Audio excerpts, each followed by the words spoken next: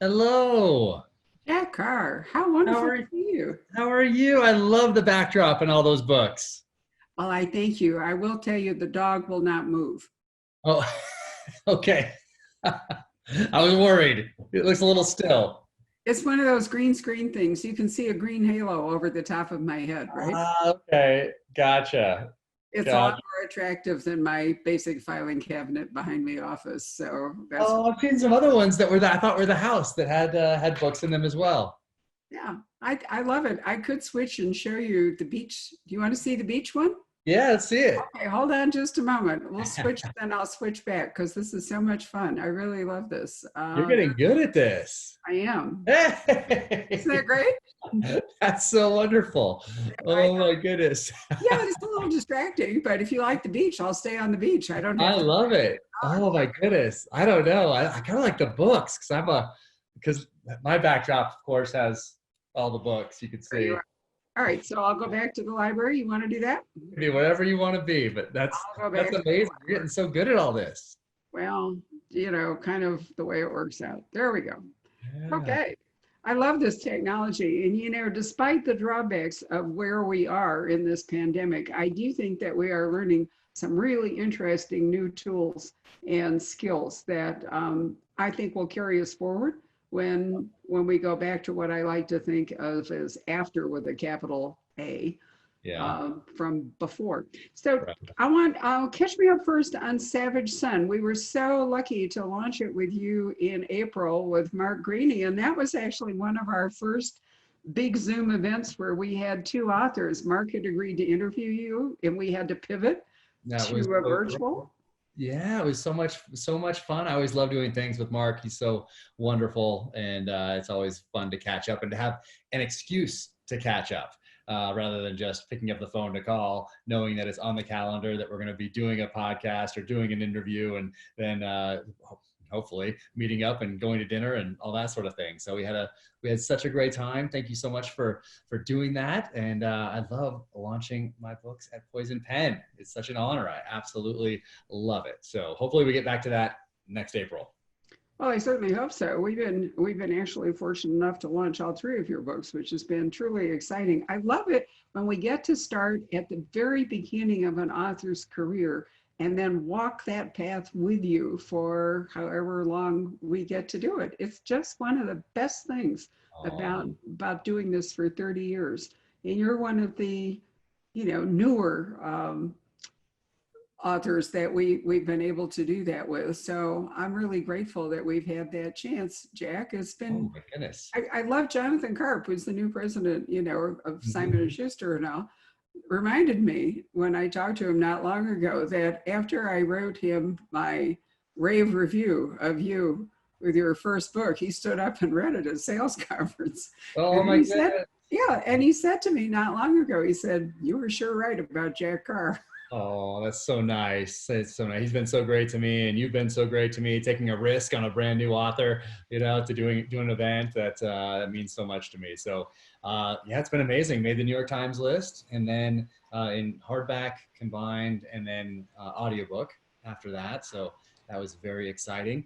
But trying to pivot, like we all did for that month of April, and you're continuing to do, trying to figure out how to launch a book in the time of COVID and everything else that's going on, that was quite the trick. That took a lot of time, energy, and effort trying to figure out how to do all that and leverage the new technologies to get the word out there in a time when we didn't know if people were still going to actually buy a book or they're going to hold on to those finances amidst the uncertainty. So it was a crazy, crazy time to do anything. And you're still in the midst of it, because for me, I got to at least take a breath and then totally devote myself to writing book 4. And you're still figuring out how to do all this with the authors and learning lessons from previous ones and applying those to new authors as their books comes out as we continue through the summer and deal with the same things we were dealing with in April. So it's a dynamic time, that's for sure. But It is a it still dynamic worked out. time.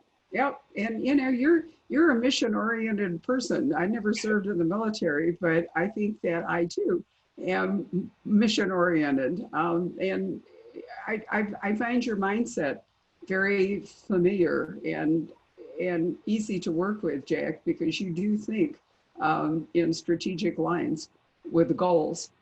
Yeah, well, I think so. It's especially when things change, then just like on the battlefield, you have to change as well, and you have to adapt because the enemy is doing that to you. They're adapting, and that's kind of what this was. It was all of a sudden we were forced into a situation where a book tour, traditional type, was no longer a possibility, and so we had to adapt, and we had to look at those new technologies out there and figure out how to maximize their effectiveness and get a little bit creative as well, doing those signed book plates for independent bookstores that you could only get through those independent bookstores to make people aware that the independent bookstores were still up and running, some doing home delivery, some doing curbside pickup, some doing online type business if they couldn't have customers in the stores, and just raising that awareness that, hey, these bookstores are still out there and they're still operating, even if you can't walk in physically, and things like that. So that was, I wouldn't say fun to do, because of course you don't want to have to adapt to a situation that like the one we're in,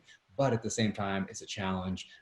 There's no other choice really than to adapt and to figure out how to launch a book, in this case, in an appropriate way during a time when so many people are facing some hardship, are facing a lot of uncertainty, and just do it in a way that hopefully is a positive and a plus for everybody. Well, you have been a great ally to the Poison Pen and bookstores. Your mama raised you well. I always find it interesting that she was a librarian. And so, you know, when you're in warrior mode, I try to remember you were once a little kid that really did story hour with your mother. That's right. My mom still sees me that way. So Yeah, you really are, you know, which I think is fabulous. So Savage Son was, I thought, a spectacular book. I loved particularly the chasing scenes at the end across, you know, that eastern part of Russia. It made the bestseller list. And I'd love to have a little preview of what you're going to do next. But what I also wanted to talk to you about, because you've told me what a mentor and an inspiration Brad Thor was to you, we're going to be launching Brad's new book, Near Dark, on Monday, July 20th. And so I thought maybe you could just give us a few words about why Brad has been so important to you. Absolutely. So I'm so excited for this next book of his. But Savage Son is dedicated to Brad. For those that have that hard copy and open it up, you'll see that that I dedicated it to him. And that's, I think, the exact words I use are that I thank him because he made this next chapter in life possible, this post-military chapter in my life possible, because he took a risk on me by cracking that door to Simon and Schuster and introducing me to Emily Bessler from Emily Bessler Books, who is his publisher and editor as well. And without him doing that, I might still be looking for an agent, or I didn't even know I needed an agent back then. I just went right to the publisher and they let me know, hey, we want this, but you need an agent. So without Brad doing that, taking that risk on me, Simon and Schuster opening that up, Emily reading those pages, and then taking a risk on an unknown as well. It all started with Brad, and I couldn't be more thankful that he did that for me. So he'll always get a thank you from me every chance I get. Well, this is a landmark book for Brad. It's his 20th. Scott Harvath, I think, is an interesting character. One of the interesting things about him is the way you spell Scott Harvath. It took me, I screwed that up a couple of times. It's easy to do. One T. Yep. Well, not only that, but Horvath seems more logical to me than Harvath. So your mutual publicist, Mr. Brown, has once or twice had to correct me. Yes, I'm sure you're not the only one. It happens to everyone. It does. But, you know, again, Scott is very mission oriented. And in this book, he's had a tragic loss, as you know. And in this book, not only does he, I'm not going to give anything away, isn't Good, because I haven't read it yet either. I've been working on book 4, so. Well, I read the manuscript. I was able to read the manuscript of Near Dark, which was wonderful. And we have hundreds of them shipping into us for next week. But I like the fact that as with your guy, Mr. Reese, Scott gets around the world. He gets into a lot of interesting places. And in this book, he runs up against a really interesting Norwegian, whom he calls a Norwegian ninja. Ooh. And she's a spectacular ally. So, you know, it's fun to bring new characters into books and see how they fit. What do you think Mr. Reese will run across? Ooh, I Who love the will he same run thing. across? I always create these characters that I think are going. I mean, I'm still so new to this, so I'm still, figuring out my process. Even though I have ideas for many books into the future, these characters that I create that I fall in love with, all of a sudden don't really fit into the next one. Like Marco del Toro in the first book, everyone loved that character. He was kind of a Mexican businessman in the United States, dual citizenship, a little bit of a shady type past, mysterious type past, training partner with James Reese with boxing and jiu-jitsu. And I just love that character. And he's actually based off a friend of mine that has a very similar background. And there wasn't really a spot for him in the next two books. And I always thought, oh, there's a way to fit him in. And then in the next book, Mohammed, in the second book, also based on someone that I worked with in Iraq, doing a covert action program with the CIA back in 2006. I thought that there would be a spot for him in the future books. And there's mentions, but they haven't become the characters that continue on into the next novels as of yet anyway, that are kind of on par with James Reese, with the protagonist. So maybe I'm sure they'll all circle back in because they're all such great characters, and I kind of fall in love with them as I write them because they're all based on people that I've know or met, and little bits and pieces here and there. So I think they'll come back, but it didn't really work out the way I thought, in that I would bring most all the characters from each novel forward into the next one, and then of course some of them also don't survive. That's easy to not have those ones continue on, other than in memories. But I love doing that. I really enjoy, and I'm in the middle of it right now, which is why I'm so passionate about answering this question, because I just came from the library where I was working on book 4 and creating these characters that probably aren't going to make it into future novels. Maybe they will, maybe they won't. But I love creating their backstories and coming up with them and figuring out all the gear they use, the clothes they wear, what their backstory is, where they worked to make them who they are as a character. So I really enjoy doing that, and I'm in the middle of it right now for book 4. You know, it's an interesting thought because although you are writing a series, it's not specific. It's not located so specifically that you can build up a big ensemble cast and have them show up in every book. And then, as you say, not every story is going to fit anybody but James Reese. So Yep, very true. I think Vince Flynn did that too. There were some great characters that I wondered, and I always ask Kyle about this when I interview Kyle when we do the sit downs, and I ask him about those characters that were created or that he created, and if he's going to bring any of them back in, because Vince Flynn did that as well. He built these characters, and then you kind of wanted to see them in the next novel, and sometimes they were a smaller part, and sometimes they weren't ever there again. So I really enjoy doing that. That's fun for me. I think also if you're writing military fiction, the risk is elevated over, let's say, a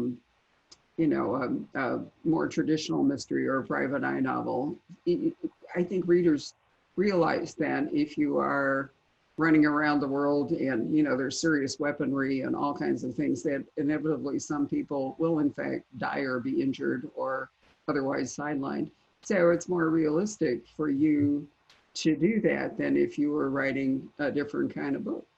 Yeah, probably. And in life in general, there are people that I had very kind of intense relationships with at different parts of my life. And because now I'm not in the military, or I'm not doing something with an intelligence agency, or I'm not in a certain location, then, there are more memories almost, because they're not here with me right now in Utah doing this job that I'm doing now. So it's so probably that probably plays in as well. But it's just so fun to create new characters. I just have such a good time doing it. Well, not every author loves creating new characters, so that's special to you. But I have to say, some of these thoughts flickered through my mind when I read Near Dark, because some characters that Brad had brought along are no longer with us, and so by necessity, he has to create some new ones. And I'm okay with that. I really like the Norwegian Ninja. Nice. I'm looking forward to reading about this Norwegian ninja. I think I like to do it because I've met just so many interesting people for whatever reason over my life. I like to incorporate little bits and pieces of them into these characters. So that's fun for me as well, to drop little things that maybe that'll help develop the character, but also maybe not too many people, unless they know me or know my relationship with that certain person, will be able to pick up on. So that's kind of fun as well. So luckily, we still have a stash of signed first printings of Savage Son, but they're running down. So I encourage anybody who's really interested to order them. We also, Jack, are getting continual orders for signed copies of the Terminal List. Ooh. And I'm blanking. What's the title of the second book? True Believer. Thank you, True Believer. So I'm probably going to put a little box together and send it to you, because we do still get, and that's a real tribute to you, that people who maybe have only read Savage Son now want to go back and get your first two books, but they want them in, you know, in a signed hardcover, not just the paperback edition, which says a lot to me about your staying power and how appealing you are to readers. Can you give us just a hint of book 4? Do you have a title? Do you have any idea where the major scene's going to go? I do. So I released the title a couple weeks ago. It's called The Devil's Hand, and we're working on the cover right now. I just sent it back to Simon and Schuster this morning with a little, like, the gun's not quite right and this isn't quite right. So it's back for revision right now, but that should launch maybe sometime at the end of July or early August with the cover.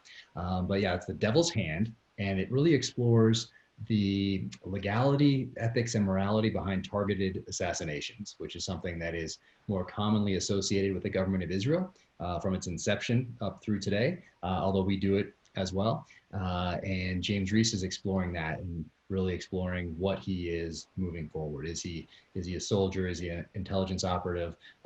Is he an assassin?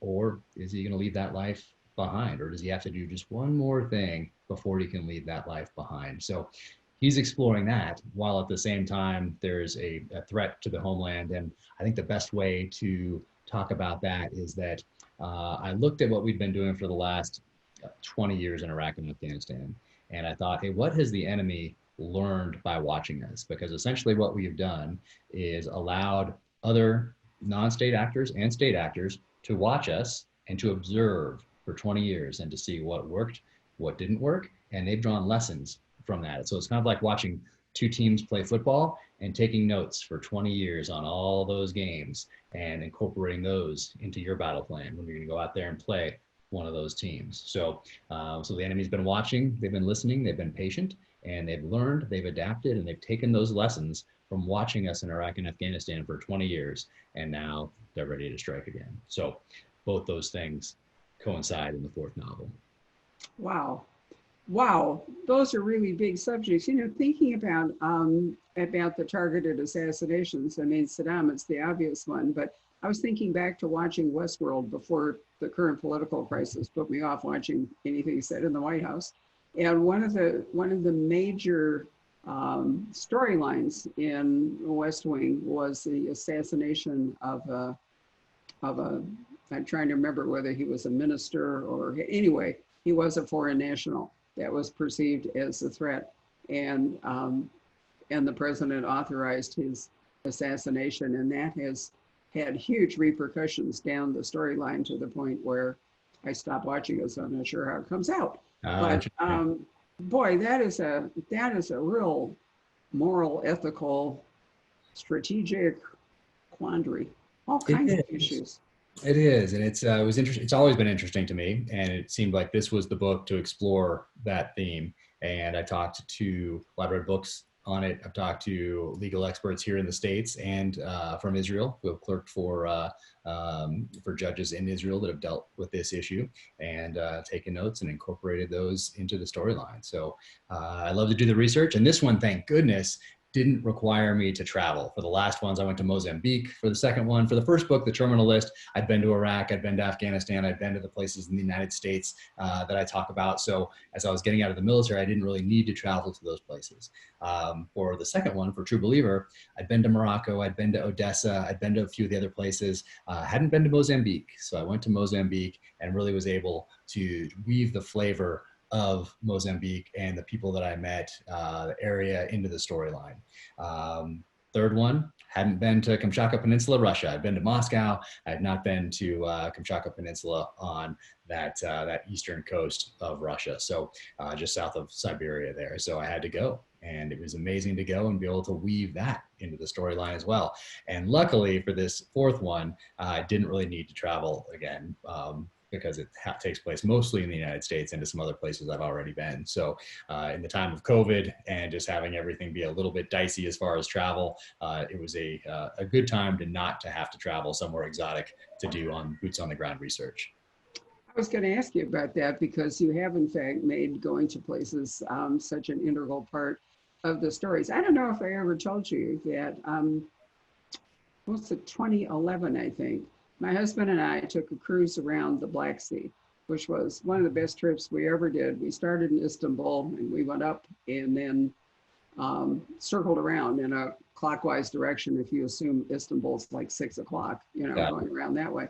And when we got to Odessa and Sebastopol and all that part, the Crimea, it was before so much turmoil had struck.